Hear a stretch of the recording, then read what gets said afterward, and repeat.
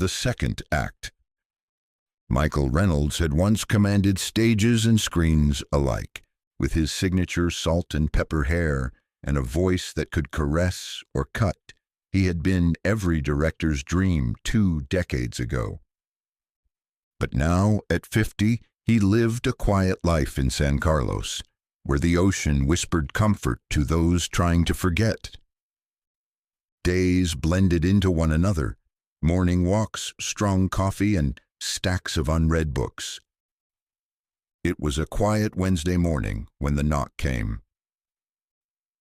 Michael opened the door to find a woman standing there, her black hair tied loosely, her jacket dusted with the pale gold of early spring. "Mr. Reynolds," she asked, her voice steady but expectant. "I'm Elena Martinez. I'm directing a feature film, and I think you're perfect for the lead."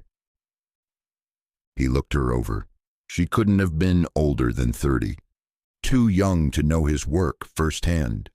Probably saw a few clips online and thought he could be coaxed back to life. He nearly laughed. "You're a decade too late." "Or maybe a decade too early," she replied with a smirk. Intrigued despite himself, he invited her in. Elena's script lay between them on the coffee table like a fragile offering. Michael flipped through it, silently mouthing lines, frowning at the rhythm. The story, about a poet who had once stirred souls but now spent his days in exile, felt too personal. "Why me?" he asked. "Because I need someone who's lived loss," she said plainly, "not just acted it." Their first rehearsal took place in her loft the next evening. The space smelled like lavender and coffee. The walls were pinned with storyboard sketches and color palettes. Michael was out of practice, but something about her intensity drew the old instincts out of hiding. They rehearsed a scene about a failed father trying to apologize. When he delivered the final line, his voice cracked slightly. Elena looked at him, eyes bright. "That's it. That's exactly it." They sat in silence for a moment. Then she asked, "Why did you really quit?" He hesitated. The roles stopped coming, or the ones that mattered did. And I didn't like who I was becoming trying to chase what was already gone. She reached out, brushing her fingers against his. Maybe it's time to find him again. Rehearsals became nightly rituals. They cooked together, her pasta, him eggs with chorizo. Scripts were read over wine, notes scribbled in margins, shared glances growing heavier. One night, after a particularly raw scene, she didn't call cut. The silence hung like velvet. "Why does it feel like we've lived this?" she asked, her voice low. He looked at her, his breath shallow. "Because we're both pretending less and feeling more." She stepped closer. He didn't move away. She kissed him, soft at first, searching. It deepened quickly, years of loneliness crashing together. They pulled apart, eyes wide. "I didn't plan—" "Neither did I," he said. "But it doesn't feel wrong." The affair didn't stay secret for long. Michael, bare-chested, made breakfast while she danced barefoot to a Billie Holiday record. They began sleeping in the same bed, waking tangled in limbs and linen. They talked for hours in the dark. Michael told her about his ex-wife, the miscarriage, the way fame dulled everything real. Elena confessed how her mother left when she was 10, and how she learned to never depend on permanence. One night he traced her back with his fingers. "You scare me," he murmured. "Why?"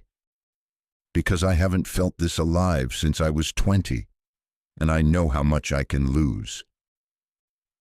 She turned to face him, her palm on his chest. You're not losing anything, you're rediscovering. A tabloid photo captured them leaving a wine bar, his arm draped around her. It hit the entertainment blogs with mockery and disdain.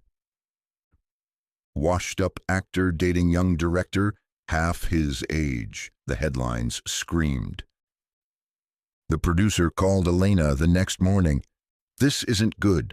We're trying to be taken seriously. Elena snapped. He's more serious than anyone you've ever worked with. Michael saw the stress in her. Maybe I should back out.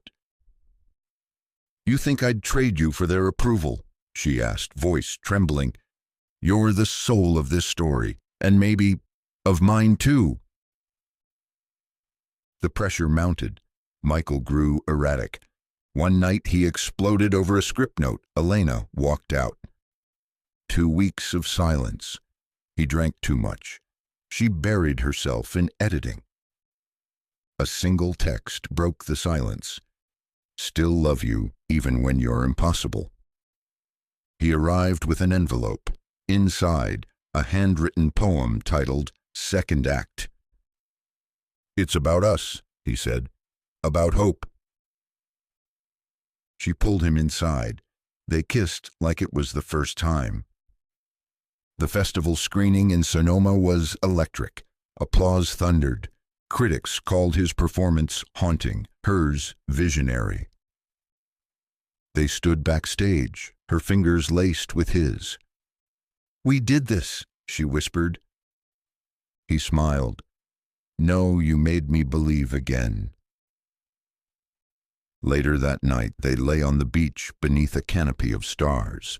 Waves rolled in rhythm with their breaths. The fire between them was fading to embers, warm and constant. Do you think love has an age limit? She asked, eyes fixed on the sky. Michael didn't respond immediately. Instead, he sat up and pulled a folded paper from the pocket of his coat. Let me answer that with this, he said. He cleared his throat and read. Second act. They said the curtain had fallen, that the lights were dim for good, that applause was for the young, and time for me had stood. But then you entered stage left, a spark I'd never cast, and every breath I'd buried came racing from the past. You didn't ask for promise, you didn't speak of fame, you only said, I see you, and nothing was the same. Your laugh rebuilt my silence, your touch rewrote my lines, and every scar I carried you traced like holy signs. This act may not be perfect, but it's honest, fierce, and true. If there's one more chance for meaning, let it rise because of you.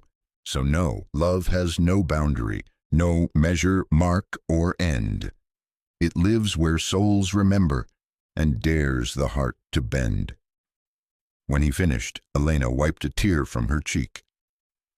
She whispered, That's our story. He nodded, pulling her close. I thought my best years were behind me, but maybe life isn't about chapters ending. Maybe it's about allowing new ones to begin. She rested her head on his chest.